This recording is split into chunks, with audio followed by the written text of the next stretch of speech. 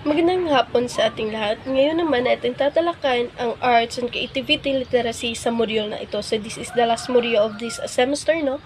So, but before that, let me discuss the short discussion about the concept exploration. So, concept exploration, teachers need to be creative by all means because teaching entails a critical thinking and creativity not only in presenting a lesson but perhaps in all facets of instructions in the viewers. So, but before we dive in into our main topic, let me read to you the learning outcomes of these modules. Define arts and creative literacy. Second, identify the 7 habits of highly creative people. Third, explain eye hand coordination and some associated orders and the interventions and developments. And the fourth is compare and contrast visual verbal creativity. And the fifth is discuss aesthetics and 3 approaches from philosophical perspective. 6 cites ways on how to integrate arts and creative literacy in the curriculum. 7 draw relevant life lessons and significant values from a personal experience in creating an artwork or presenting a performance critiqued by others.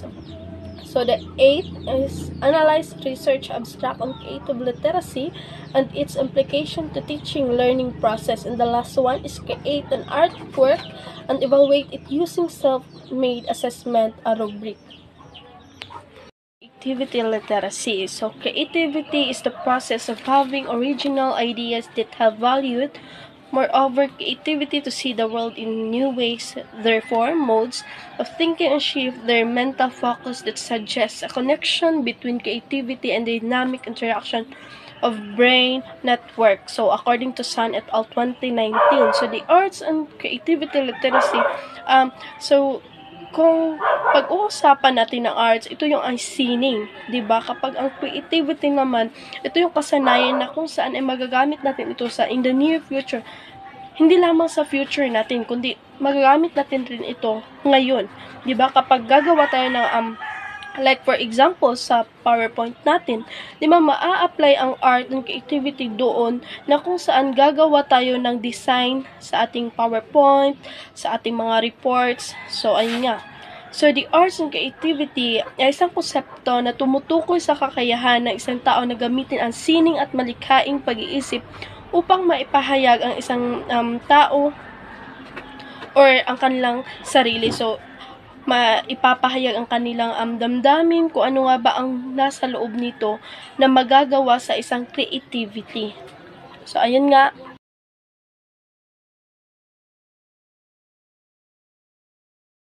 Ngayon naman, let's talk about the 5 case behaviors that optimize brain for discovery. So, the first is associating or drawing connections between questions, problem, or ideas and related fields. So, kapag sinasabi naman natin associating or drawing connections between questions, problem, or ideas, so, ay ang kakayahan ng isang tao na magtangkang magsanim o magpaugnay ng konsepto, tanong, problema, o ideya nagmula sa mga ibang larangan o disiplina.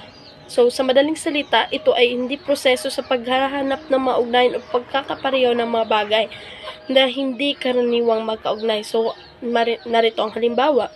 Maaaring gumamit ng mga prinsipyo mula sa agham ng computer upang lutasin ang mga problema sa sining o gumamit ng mga ideya mula sa matematika upang pagyamanin ang mga solusyon sa negosyo. Ang ganitong uri ng koneksyon ay nagpapakita ng interdisciplinary thinking. So, kung saan ang mga kaalaman mula sa iba't ibang disiplina ay pinag-uugnay upang makahanap ng mas malikhaing solusyon sa bagong pananaw. So, sa madaling salita, ito ay isang uring malikhaing pag-iisip na kung saan ang mga ideya mula sa iba't ibang mga larangan ay pinag-uugnay upang makabuo ng mga bagong solusyon o mapalawak ang ating pag-unawa. So, yun ay optimized brain for discovery. So, the second is questioning or posting queries that challenge common wisdom.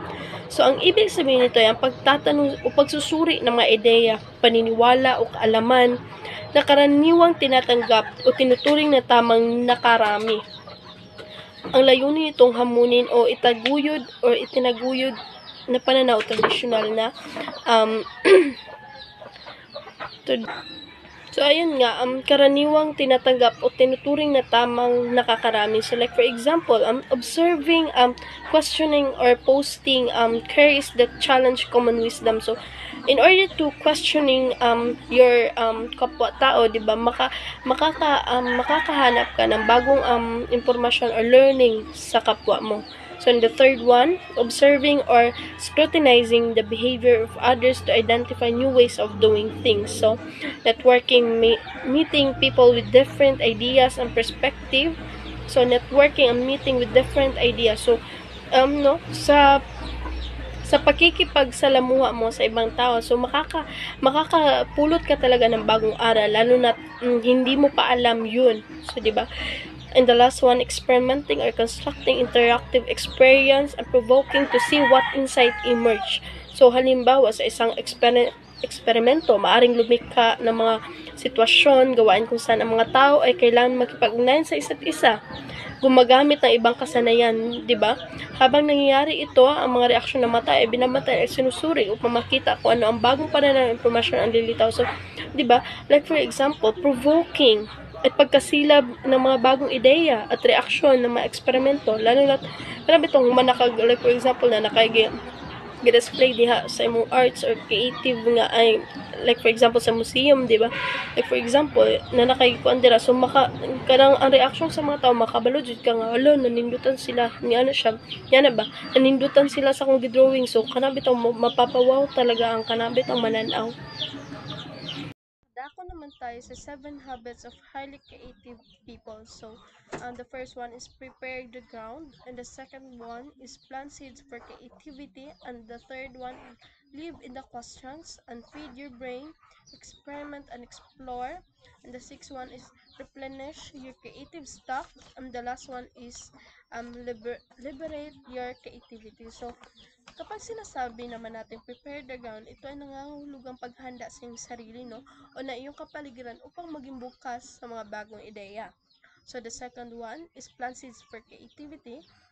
Ito ay tumutukoy sa pagtatanim o mga ideya, inspirasyon sa magpapalago sa iyong malikhaing ang proseso para itong paghahasik ng isang mga binhi bitaw ng mga bagong ideya na kapag nabulok at lumago ay magiging malaking konsepto o proyekto. So, the third one is live in the questions. So, ibig sabihin nito ay manatiling proseso ng pagtatanong at ang paghahanap ng mga sagot. Huwag matakot magtanong o mag-isip ng mga mahirap na katanungan dahil ito ay nagbubukas sa mga bagong pagkakataon para sa malalim na unawa at pagkatuto. And the fourth one is feed your brain. Ito ay maaring mga kahulugang ito ay ang pagbabasa ng mga bagong libro, so pakikinig sa mga bagong ideya at pagpapalawak ng iyong interes upang mas mapalawak ang iyong creativity. So the fifth one is experiment and explore. So tumutukoy ito sa pagiging bukas, bagong pagsubok o mga bagong bagay at mga ideya sa pamamagitan ng eksperimento, like for example, tayo sa eye-hand coordination. So, in most of our creative and endeavors, we integrate eye-hand coordination is the coordinated and control of eye movement with the hand movement and processing of visual input to guide reaching and grasping along with the use of perception of hands to guide the eyes. Madaling salita, no? So, eye-hand coordination. So, sa madaling salita, nagagamit natin ito sabay-sabay mata at kamay upang magsagawa ng bagong aktibidad o gawain ng maayos. So, sa madaling salita, ito ay ang kasanayan ng utak na mag-coordinate ng mga galaw ng kamay batay sa mga visual na impormasyon na nakikita ng mata. So, 'di ba kapag ano ang iniisip natin, ano yung nakikita natin, Like for example, kana bitong moingon tag hala nindot lagi ni siya. So pag tan-aw nimo nagamit na nimo imong mata. So which is pag ingon pa lag nindot ni siya, hawiran nimo siya, di ba? So nagagamit natin with the eye-hand coordination with the body. So ang eye-hand ay isang kasanay na maaring mapabuti sa pamamagitan ng pagsasanay at mga aktibidad tulad ng mga laro, sports, at iba pang physical na gawain. So, when we talk about eye hand, halimbawa kapag naglalaro ka ng basketball at nagpapalo ka ng bola gamit ang iyong mga kamay habang tinitingnan ito. So, ginagamit mo ang eye-hand coordination. So, ganitong koordinasyon, ito ay ginagamit mo ang eye-hand coordination. So, mahalaga sa mga aktibidad na nangangailangan ng tumpak at galaw at reaksyon, no? So, tulad ng pagsusulat, pagguhit at pagtama ng bola sa laro, o kahit ng mga simpleng gawain tulad ng paghuhugas sa pinggan, pag-ayos sa mga gamit. So, nagagamit natin ang ating mata at ang kilos ng ating kamay or unsa pa na dila. So, that is eye-hand coordination.